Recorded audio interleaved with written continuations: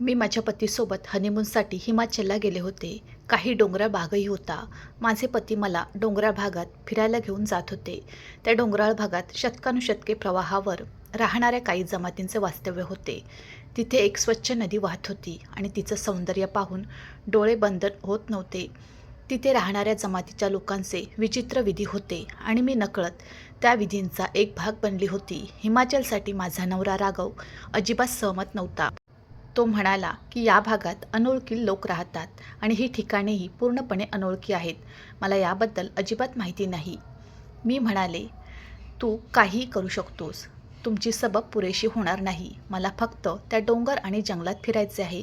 राघवला माझ्या आग्रहापुढे पराभव स्वीकारावा लागला. दिल्ली ते हिमाचल असा प्रवास आम्ही केला. त्यानंतर आम्ही हिमाचलच्या या पर्वत आणि जंगल भागासाठी कॅब बुक केली होती. आम्ही एका सुंदर नदीच्या भागासाठी कॅब बुक केली होती. आम्ही एका सुंदर नदीच्या समोर बांधलेल्या परिसरातील हॉटेलमध्ये थांबलो होतो. पण हे हॉटेल फार जुन्या काळात बांधले गेले. मी जेव्हा या हॉटेलमध्ये गेले तेव्हा मला ते फारसे आवडले नाही, कारण खोल्या अगदी लहान होत्या आणि आरामदायी उपकरणे फारच कमी होती. पण खिडकीबाहेरचे सुंदर नजारे पाहिल्यावर या हॉटेलची कुरूपता मी विसरले होते. ही आमची पहिली संध्याकाळ होती आणि या प्रवासात मी खूप थकले होते. मला खूप थकवा जाणवत होता. जेवण होताच माझे डोळे बंद व्हायला लागले, म्हणूनच मी झोपायला आडवी झाले. राघव म्हणू लागला, प्रिया, तू इथे झोपायला आलीस का? आम्ही आनंद घेण्यासाठी येथे आलो आहोत ना. आम्ही आमची हनीमून ट्रिप अविस्मरणीय करण्यासाठी आलो आहोत. झोपायची इच्छा नव्हती. मी हसून म्हणाले, राघव, प्लीज मला झोपू दे. मला खूप झोप आली आहे आणि तरीही आम्ही सकाळी आलो आहोत. आपण लवकर उठून या पर्वताचे सुंदर दृश्य पाहण्यासाठी जाऊ. सकाळचे दृश्य कितीही मनमोहक असते. बरं, राघवला पटवणं हे सगळ्यात अवघड काम होतं. प्रदीर्घ चर्चेनंतर राघवने अखेर होकार दिला. आम्ही दोघे लहानपणापासूनचे मित्र होतो आणि आमच्यात लहानपणापासूनच एकमेकांबद्दल प्रेमाची भावना होती. राघव येथे सैनिक होता. लग्नानंतर काही दिवसातच राघवने माझ्यावर प्रेमाचा वर्षाव केला. मी स्वतःला भाग्यवान समजू लागले. सकाळी पक्ष्यांच्या किलबिलाटाने मला जाग आली. डोळे उघडताच मला राघव माझ्या शेजारी नकळत झोपलेला दिसला. माझ्या चेहऱ्यावर एक हृदयस्पर्शी हास्य पसरले होते. देखणा असण्यासोबतच माझा नवरा खूप रोमॅन्टिक देखील होता. त्याऐवजी प्रत्येक मुलीची इच्छा असलेल्या पुस्तकी हिरोसारखा. मी उठून बसले, माझ्या केसांचा आंबाडा बनवला आणि बेडवरून खाली उतरून सरळ खिडकीकडे गेले. मला पहाटेचे दृश्य पाहायचे होते. मी पडदा हटवताच एक अतिशय सुंदर दृश्य माझी वाट पाहत होते. उंच डोंगराच्या मधोमध एक निळी नदी आणि दोन्ही बाजूला वाढलेली झाडे आणि त्यावर किलबिलाट करणारे पक्षी. मी एखादे सुंदर स्वप्न पाहत आहे असे मला वाटले आणि मग माझ्या डोळ्यांनी ते दृश्य पाहिले. ते एक विचित्र दृश्य होते. त्या नदीभोवती अनेकांनी छावण्या उभारल्या होत्या. मलाही तिथे जावंसं वाटलं. दगडावरून धबधब्यासारखे कोसळणाऱ्या पाण्यामुळे हवेत जे संगीत गुंजत होते ते संगीत मला तिथे बसून ऐकावेसे वाटले. तेव्हा अचानक माझ्या खांद्यावर दाब जाणवला आणि कोणीतरी मला आपल्या मिठीत घेतले. मी हसले आणि माझ्या नवऱ्याकडे मागे वळून पाहिले, जो खूप रोमॅन्टिक मूडमध्ये होता. मी त्याच्या हाताच्या पकडीतून स्वतःला सोडवले आणि म्हणाले की राघव, लवकर नाश्ता कर, मग आपण बाहेर जाऊ. बघ, समोरचे दृश्य किती सुंदर आहे. राघवची गणना अतिशय देखण्या तरुणांमध्ये होती. मी स्वतः सुंदर होते, पण खूप कमी पुरुष असतात ज्यांना पाहून लोक दूर बघायला विसरतात आणि राघव पण असाच होता. त्याने मला सांगितले की बाहेरचे दृश्य जास्त सुंदर आहे की माझी पत्नी हे ठरवणे माझ्यासाठी कठीण आहे. त्याच्याबद्दलच्या अशा गोष्टींनी मी वेडी झाले होते. बरं, आम्ही एकत्र नाश्ता केला आणि समोरच्या नदीकडे निघालो. वातावरण अतिशय आल्हाददायक होते. त्या नदीजवळ पोहोचताच तिथे राहणारे लोक जमा होऊ लागले. काही प्रवाशांनी नदीजवळ छावण्या लावल्या होत्या आणि ते त्या छावण्यांमध्ये मुक्काम करत होते. तेही त्यांच्या छावणीतून बाहेर पडले. नदीच्या काठावर राहणारे सर्व लोक इथल्या डोंगराच्या जंगलात राहणारे आदिवासी होते. तिथे राहणाऱ्या लोकांचे काही वेगळे विधी आहेत जे ते या नदीसमोर करतात असे ऐकले होते. हे ऐकून मला हे सर्व पाहण्याची उत्सुकता वाढली. मला वाटले की त्यांच्याकडे कोणते विधी आहेत आणि ते हे विधी कसे करतात तेही बघावे. राघव बाजूला उभा राहिला. काही लोक ड्रम आणि काही वाद्य वाजवू लागले.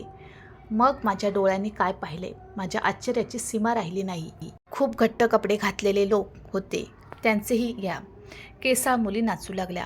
पहाडी मुली खूप सुंदर होत्या. मी कमी सुंदर नसले तरी तिच्या सौंदर्यापुढे माझे सौंदर्य लोप पावत असल्याचे मला जाणवले. तिथे नाचणाऱ्या मुली खूप सुंदर होत्या, पण काळ्या रंगाचा गाऊन घातलेली मुलगी अप्सरासारखी दिसत होती. मी तिच्यापासून नजर हटवायला तयार नव्हते.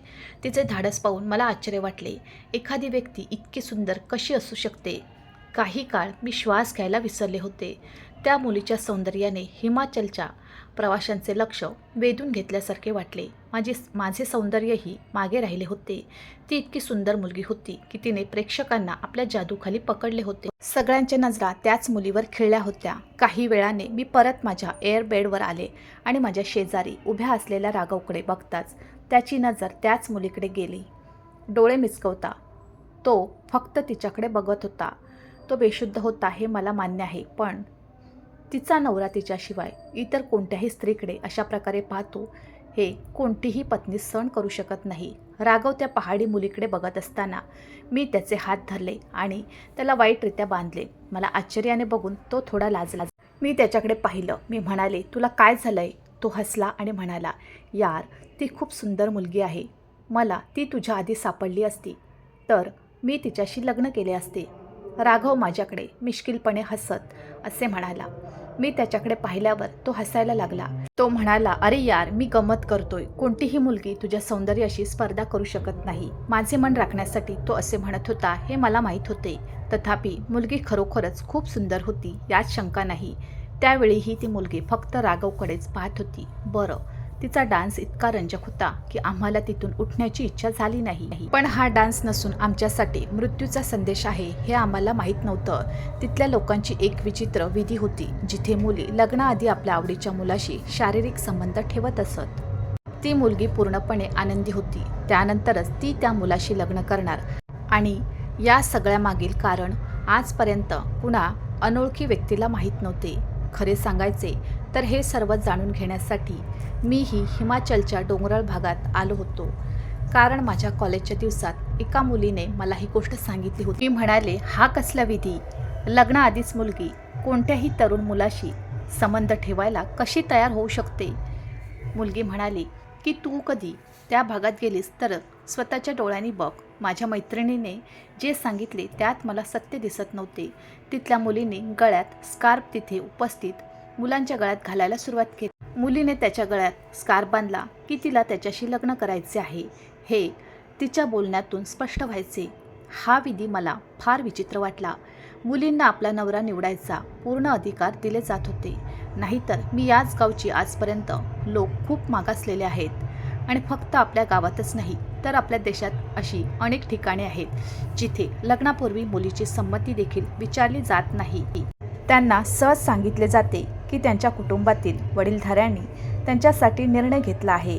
आता तिला तिचं संपूर्ण आयुष्य त्याच पुरुषासोबत घालवायचं आहे ज्याला तिच्या घरातील वडीलधाऱ्यांनी पसंत केलेले असायचे. आणि या मुली खूप धीटपणे आणि मोकळेपणाने तिथे उपस्थित असलेल्या मुलांच्या गळ्यात स्कार्फ टाकत होत्या आणि ती त्याला आपला जीवनसाथी म्हणून निवडत होती. हे सर्व आम्ही मोठ्या उत्सुकतेने पाहत होतो.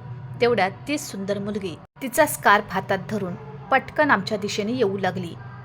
त्या आदिवासी कळपापासून थोड्याच अंतरावर आम्ही उभे होतो.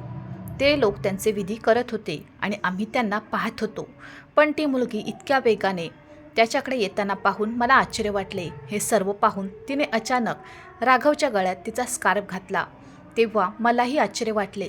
हे पाहून राघवला माझ्यापेक्षा जास्त आश्चर्य वाटले. अचानक ढोल आणि वाद्य वाजवणे बंद झाले. जिने कुळातील सदस्यही तेथे उपस्थित होते. हे सर्व पाहून सर्वांना सापाचा वास आल्यासारखे ते शांत झाले आणि तिचे वडील आमच्या दिशेने चालू लागले. मी राघवच्या गळ्यातील स्कार्फ काढला आणि रागाने त्याच मुलीच्या अंगावर फेकला. मी म्हणाले, हा कसला असभ्यपणा आहे? तो माझा नवरा आहे, समजले? तो इथला रहिवासी नाही. मुलीने उत्तर दिले नाही. ती एकदम गप्प उभी होती पण हसऱ्या चेहऱ्याने राघवकडे बघत होती. राघवलाही राग आला.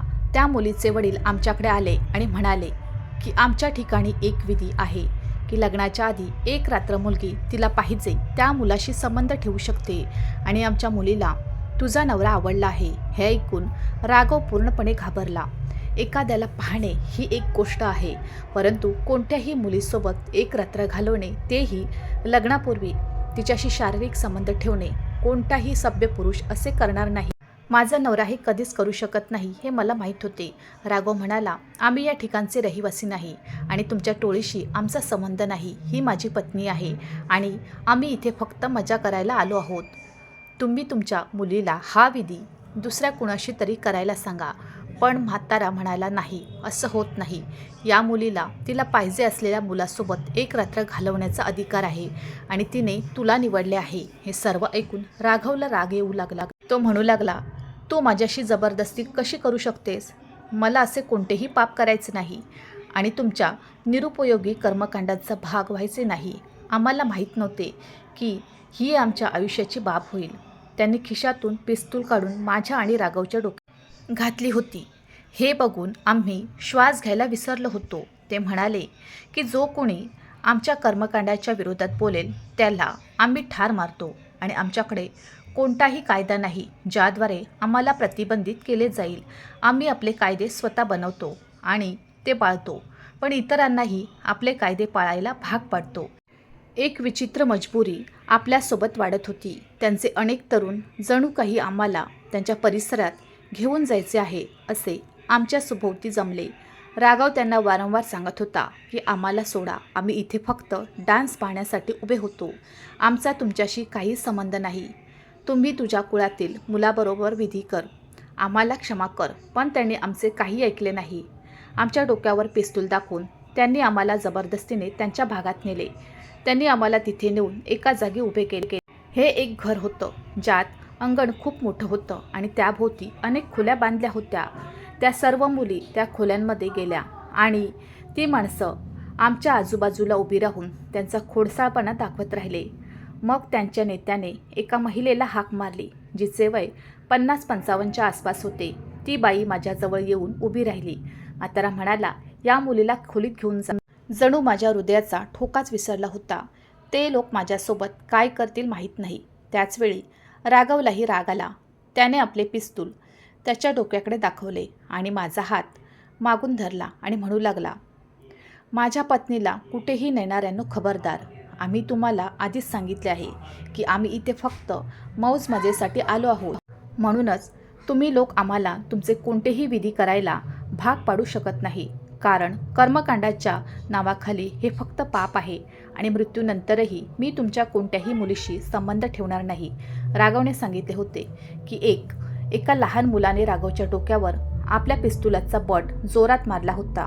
राघवच्या डोक्यातून रक्तस्राव सुरू झाला. ते पाहून मी आरडाओरडा करू लागले. मी म्हणाले, तुम्ही काय करताय? माझ्या नवऱ्याला का मारत आहात? तो म्हातारा म्हणू लागला, नकार दिल्यास आम्ही त्याचा जीवही घेऊ. हे सर्व ऐकून मी रडायला लागले. आपण कोणत्या संकटात सापडलो आहोत? त्या माणसाने त्या वृद्ध स्त्रीला या मुलीला तिच्या खोलीत घेऊन जाण्यास सांगितले. 2 तरुणांनी राघवचे हात पाठीमागे बांधले. तेव्हा राघवच्या डोक्यातून रक्तस्राव होत होता. मी माझा हात त्या बाईपासून सोडवण्याचा प्रयत्न करू लागले. मी म्हणाले, तुम्ही सगळे माझ्या नवऱ्यासोबत काय करत आहात? देवाच्या फायद्यासाठी त्याला काही करू नका. माझ्या डोळ्यातून अश्रू वाहत होते. राघव पण तेच म्हणत होता, माझ्या बायकोला कुठे नेत आहात? मी तुम्हाला सोडणार नाही. त्या बाईने मला खोलीत आणले आणि त्याने मला ढकलून एका कॉटवर झोपवले आणि मग मला खोलीतून बाहेर नेले आणि दरवाजा बंद केला.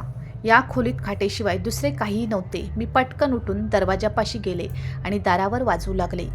मी म्हणाली, देवासाठी दरवाजा उघडा. तुम्ही लोक आमच्यावर का जबरदस्ती करत आहात?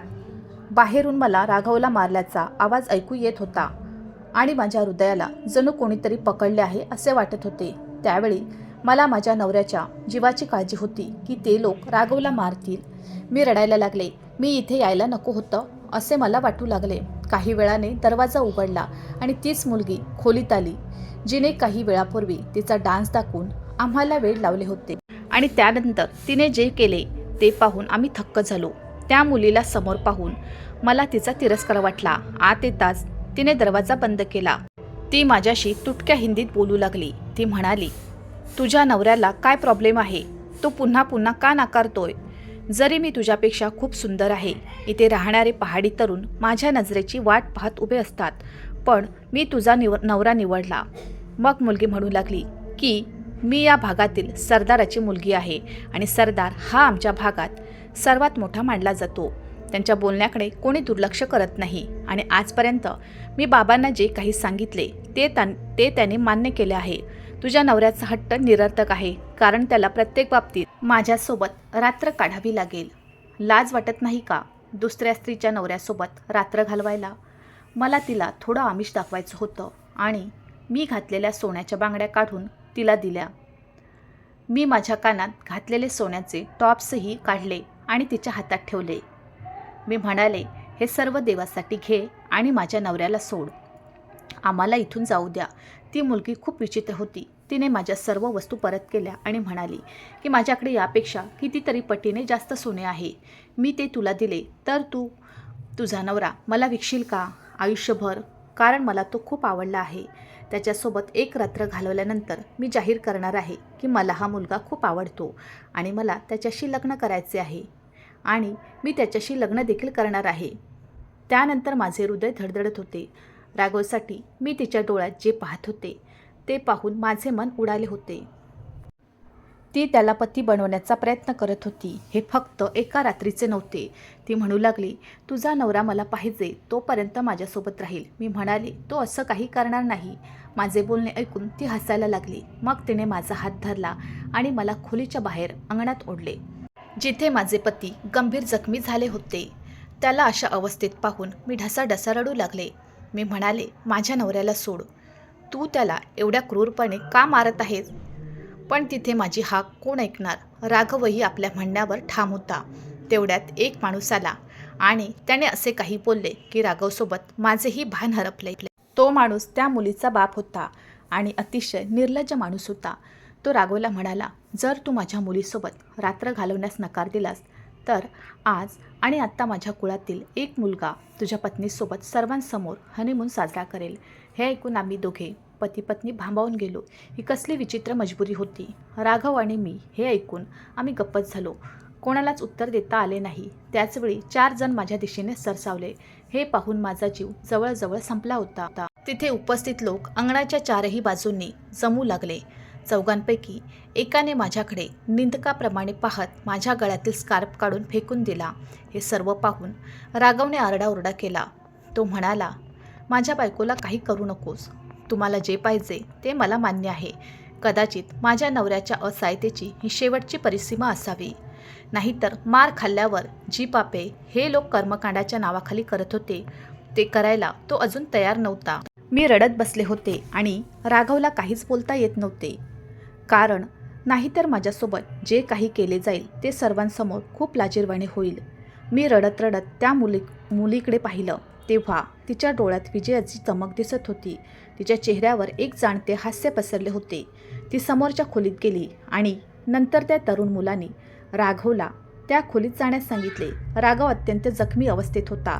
लंगडत खोलीत गेला. मी ढसाढसा रडायला लागले. मला पुन्हा खोलीत कोंडले गेले. दुसऱ्या दिवशी ती 50-55 वर्षाची बाई पुन्हा माझ्या खोलीत आली आणि म्हणाली, आता तुम्ही जाऊ शकता. हे ऐकून मी लगेच उभी राहिले. खोलीतून बाहेर आल्यावर तिने पाहिले की सरदाराची मुलगी समोर कॉटवर पडली होती आणि अतिशय जखमी अवस्थेत होती. तिचे वडील तिच्या खाटेजवळ बसून रडत होते. त्या खाटेभोवती जमातीचे इतर लोकही जमा झाले होते आणि त्या सर्वांच्या डोळ्यात पाणी आले. मी समजू शकले नाही की मग माझी नजर त्या पोरांवर पडली जे खोलीतून खाट आणत होते. ज्यांच्यावर राघव पडलेला पाहून मी घाबरले. तो सरदार म्हणू लागला, तुझ्या नवऱ्याने माझ्या मुलीचा खून केला आहे. त्याने माझ्या मुलीच्या डोक्यावर फुलदाणी मारून तिचा जीव घेतला आहे. त्यामुळे आम्हीही आमचा बदला घेतला आहे. हे ऐकून मला धक्काच बसला. त्यांनी माझ्या पतीची हत्या केली होती. माझ्या पतीने पाप करण्यापेक्षा मृत्यूला कवटाळले होते. पतीच्या निधनाची बातमी ऐकून मी ढसाढसा रडू लागले. राघवची खाट अंगणात ठेवली होती. मी कॉटजवळ आले आणि पुन्हा पुन्हा त्याला हलवण्याचा प्रयत्न करू लागले. देवासाठी उठ राघव, तू मला सोडून जाऊ शकत नाहीस. आयुष्यभर तुझ्यासोबत राहूनच हे केलंस. राघव उठ. पण तो मला सोडून कायमचा निघून गेला होता. मी त्या सरदाराला म्हणाले, तुला काय मिळाले असे वागून? तुझ्या घाणेरड्या कर्मकांडाने माझ्या पतीचा जीव घेतला. प्रत्येक मनुष्य वासनेचा उपासक नसतो, जो केवळ शरीराचा भुकेलेला असतो. माझ्या पतीचा संसार उद्ध्वस्त झाला असला तरी त्याने आपल्या पत्नीशी विश्वासघात केला नाही. त्याने पापापेक्षा मृत्यू निवडला. मी माझ्या पतीसोबत हिमाचलला आले होते, पण परत जाताना मी राघवला त्याच्या निर्जीव शरीरासह इथे येण्याचा आग्रह धरला होता, कारण मला माझ्या मैत्रिणीच्या म्हणण्याला पुष्टी करायची होती. तिथल्या बायका खरंच असं काम करतात का? काश मी राघवकडे हट्ट केला नसता तर आज ही वेळ आली नसती. माझ्या डोळ्यावर पट्टी बांधल्यावर टोळीतील काही लोकांनी मला आणि राघवचा मृतदेह मुख्य रस्त्यावर टाकला. त्यांचा ठाव ठिकाणा कोणालाच माहीत नव्हता, कारण ते जंगलाच्या मध्यभागी राहत होते आणि जागा बदलत राहत होते. माझे संपूर्ण जग उद्ध्वस्त झाले होते. राघव मला सोडून गेला होता. मी राघवला हलवून उठवण्याचा प्रयत्न करत होते. राघव, तू मला असा कसा सोडून जाऊ शकतोस? तुझ्याऐवजी माझा मृत्यू झाला असता तर बरे झाले असते. म्हणूनच माझे हृदय जोरजोरात धडधडू लागले. तेव्हा मला माझ्या हातावर कोणाचा तरी दबाव जाणवला. मी पाहिले तर तो राघवचा हात होता. त्याने माझा हात त्याच्या हातात धरला होता. मी आश्चर्याने राघवच्या चेहऱ्याकडे पाहिलं तर त्याने डोळे उघडले होते. म्हणजे राघव जिवंत होता. राघव उठून बसला होता. जरी तो गंभीर जखमी झाला होता आणि त्याच्या जखमांमधून खूप रक्त वाहत होते. त्याची प्रकृती फारच वाईट होती. माझे अश्रू पुसून तो म्हणू लागला, प्रिया गप्प बस, लवकरात लवकर इथून निघायचं आहे. पुढील कथा मी नंतर सांगेन. ज्या ठिकाणी मी आणि राघव होतो तिथे फारच कमी रहदारी होती. आम्ही काही वेळ थांबलो, पण एकही वाहन येताना दिसले नाही. यापुढे इथे राहणे धोकादायक ठरू शकते, म्हणून मी राघवला हातात धरून पायी चालायला लागले. राघव जिवंत असल्याचं निदान माझ्या मनाला तरी सावरलं होतं. बरेच अंतर चालल्यावर एक गाडी येताना दिसली. आम्ही शहराकडे गेलो. मी राघवला रुग्णालयात दाखल केले आणि राघवच्या कुटुंबाला फोन केला. राघवचे बरेच रक्त वाया गेले होते. त्याला लवकरात लवकर रक्त देण्यात आले. दुसऱ्या दिवसापर्यंत राघवची तब्येत सुधारली होती. मी राघव जवळ बसून रडत होते. राघवने मला सांत्वन दिले की प्रिया, आता सर्व काही ठीक आहे आणि तुझ्यासाठी गोष्ट चांगली होत आहे. मी राघवला विचारले की तुला लोकांनी मारले होते, मग तू जिवंत कसा झालास? राघवने मला सांगितले की मी एक सैनिक आहे आणि आम्हाला श्वास रोखून धरण्याचा सराव केला जातो आणि जेव्हा लोकांनी माझ्या डोक्यावर काहीतरी जड मारले तेव्हा मी बेशुद्ध पडलो आणि त्यानंतर तो त्याच्या मुलीकडे पाहू लागला. तेव्हा ती थंड झाली होती. काही वेळातच मला शुद्ध आली आणि ते मला तपसायला आले. तेव्हा मी माझा श्वास रोखून धरत होतो. त्यांना वाटले की मी कदाचित मेलो आहे. काहीही असो, हे दिवस आमच्या आयुष्यातील खूप भीतीदायक दिवस होते. राघवच्या छातीला मिठी मारून मी रडले. काही दिवस हॉस्पिटलमध्ये राहिल्यानंतर राघवला डिस्चार्ज मिळाला आणि आम्ही आमच्या शहरात परतलो होतो. मित्रांनो, मला आशा आहे की तुम्हाला आमची कथा आवडली असेल. कथा आवडली असेल तर व्हिडिओला लाईक करा. चॅनलवर नवीन असाल तर चॅनलला सबस्क्राईब करा आणि हो, नोटिफिकेशन बटन दाबा, जेणेकरून तुम्हाला पुढील अपडेट्स सर्वात आधी मिळतील. तुमचा मौल्यवान वेळ कथा ऐकण्यासाठी दिल्याबद्दल धन्यवाद. पुन्हा भेटू अशाच एका नवीन कथेसोबत.